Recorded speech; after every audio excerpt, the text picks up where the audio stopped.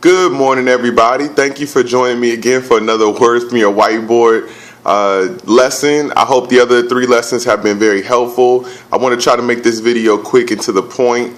So we're going to start off with a review of what we talked about last time. The last time we talked about estimating the time to complete for each activity that we develop. So for every activity that we come up with, we talked about activity development. We need to identify or guess how long it's going to take us to complete. That should be an educated guess. It shouldn't just be a random shot in the dark.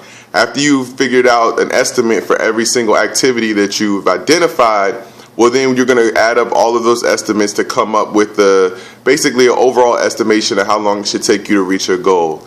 As you find out more information and update your activities, you need to update those time estimations too as things change. So based off of your time estimations, you're going to create a timeline utilizing the milestones that you've identified. So the milestones are the first 3 bullets that you came up with under your goal. Those are the 3 high-level things that we're going to map out on our timeline to say, okay, well, if milestone 1 has 3 activities or 6 or 7 activities under it, and each of those activities add up to about 2 months worth of time, well, I need to give myself 2 months to complete milestone 1. So, and then the last part is building in a buffer for time. So that buffer includes just extra time and extra cost or whatever it is, money or whatever, just trying to figure out, give yourself a contingency in case something happens, you have a little bit extra to allow for that. So today's lesson is going to be focused on stakeholders. Stakeholders in project management are anybody who's involved in, affected by, gives input to, or gets output from your project. So they're going to be a multitude of different people, and it's important that you do stakeholder management and identify who your stakeholders are, what role they play in the project process, and also what it is that you need to provide to them, give to them in order for them to be able to do their job or to get what they need from the project and from you. So since we're doing goal management and that's not necessarily project management, these are going to be all your goal participants, anybody who is involved in you reaching your goal and who's going to benefit from you reaching your goal. So we start off with the audience. The audience is who will benefit. Who is going to be the people who you're doing this for? When we think about audience, it's real simple. If we're talking about, oh, I want to become a comedian, or I want to be a speaker, or I want to be a writer, your audience is going to be whoever you're creating your blog for, or whoever's going to be reading it or participating in it, digesting the information from you. But it's not so simple if you have a more personal goal like losing weight, excuse me. So when we think about something more personal, we can still think about an audience. Who's going to benefit from it? Maybe you have a little child, and when you lose weight, then you're going to be able to play with them more, have more energy, be healthier for them in the long run. Or maybe if you're trying to get into school, you're not the only person who's going to benefit from it. Maybe your family's going to benefit from you being able to advance your career and move forward. So just kind of think about out the box when we talk about who our audience is. The next is our supporters. These are the people who will help us. These are going to be the people who back us up, who we go to for encouragement, for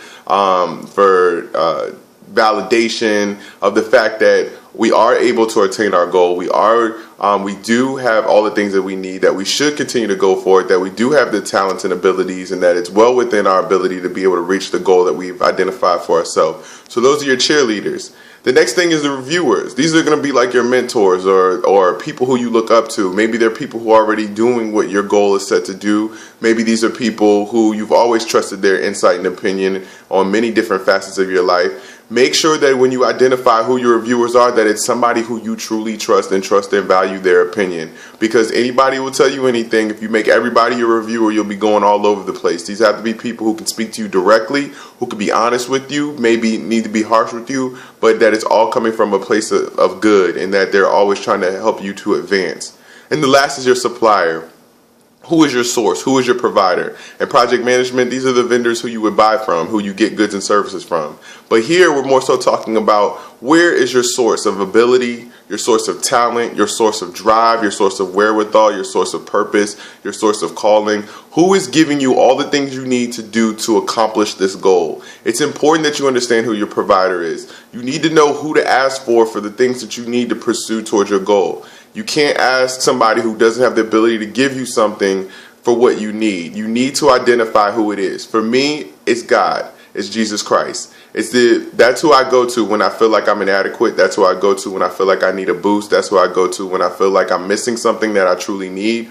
And the funny thing about God is that sometimes He's already given you everything you already need. So sometimes you just need to adjust your mindset to think more of how can I utilize what I already have, as opposed to I need to get this before I can move forward. So that's just a quick lesson on who to identify as those as your goal participants, as your stakeholders. Once you've identified them, identify what you need to provide to them. Maybe you need to give your reviewers a status report to kind of let them know where you're at and where to go next. Maybe your supplier, you need to speak to them on a regular basis, thanking them for what they've already given you and asking them for everything else that you need. Your supporters, make sure that you thank them and make sure that you take into account the fact that they just want to see you succeed. And your audience, make sure that you keep them in mind whenever you're creating what you're creating or doing what you're doing. Allow them to be a source of inspiration and motivation for you, because those are the people who you want to help and speak to. I hope this has been helpful. Again, feel free to contact me at breadforgreatness@gmail.com, and you guys have a blessed day.